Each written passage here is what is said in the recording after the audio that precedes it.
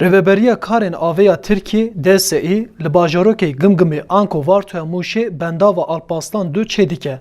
Li bendeyê ku bendava li ser çemê Muradê tê avakirin, di nava sala 2020 da biqedew salê nêzî 763 milyon kilovat ceyran hilbirîne. Her wiha karbidestan diyar kir ku bendav de ji bo pêşketina çandiniyê jî mercên baş biafirîne. Li aliyên din ji ber çêkirina bendavê 22 gund jî wê dibin avê da bimîne û ji ber vê yekê gundên nû tên avakirin. Çavlirêye ku rûnişvanên van gundan di nava sê mehan da koçî gundên nû bikin.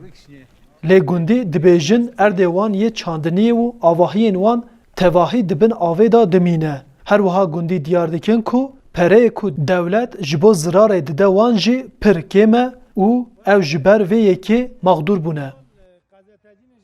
Murat Balkaya dibêje ku wan mîna rûnişvanên Rojava û Bakurê Tirkiye heqê zirara xwe newergirtine û çi dezgehên ragihandinê jî heya nehe maqdûriyeta wan dengê wan nedaye bihîstin.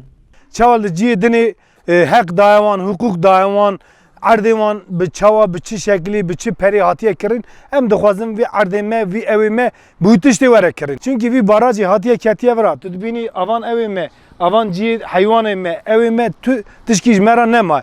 Li wê dayê me dolumekî erd, li wî dolumê erdê ancak em xwe ya dikarin bi cî bikin ya jî bi cî nakin. Ji wî dawê em gelek me'dûrin.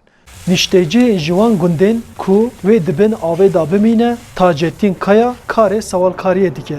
Kaya dide zanîn ku qîmeta erdê û avahiyê wî herî kêm 400,000 TL ye. Lê ji wî re tinê 114,000 TL hatiye dayîn û ew nikare bi vî pareyê carekê din wekî li gundê xwe derfetan dest bixe. Erozyona me hema her tişte em yok bûne. Em ji erdê xwe bûne. Em salekî dinên nikare, em nikare erdê mesela em nikare heywan barındirmîş bike, xwedî bike. 400 milyar heqê xaniyê me tenê dikir.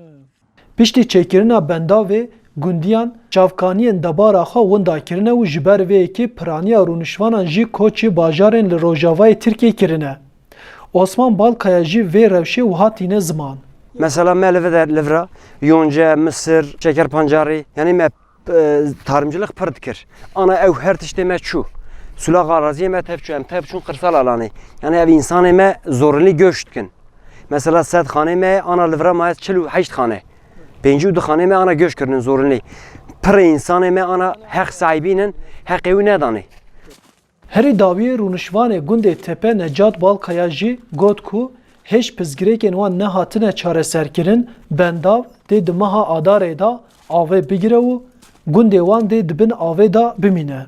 Xerak kir mesela çatiya uydarê me gerat kir me got em dertên av davê me biharê qeneka em heyon meyanê xwe en az de xilas kirin. Jî yek xweşkek min seqetê özürliye walahi jê re tişt derneketiye.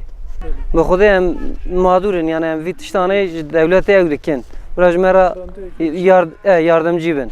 Li ser gazinciyên gundiyan me bi riya telefonê xwe gihande rêveberiya karên aveya Mûşê. Karbidestan parast ku gundî maqdûr nebûne û destnîşan kirin ku gundiyên ku îdia dikin maqdûr bûne dikarin serê li rêyên hiqûqî bidin. Arif Aslan, Dengê Amerîka, Mûş.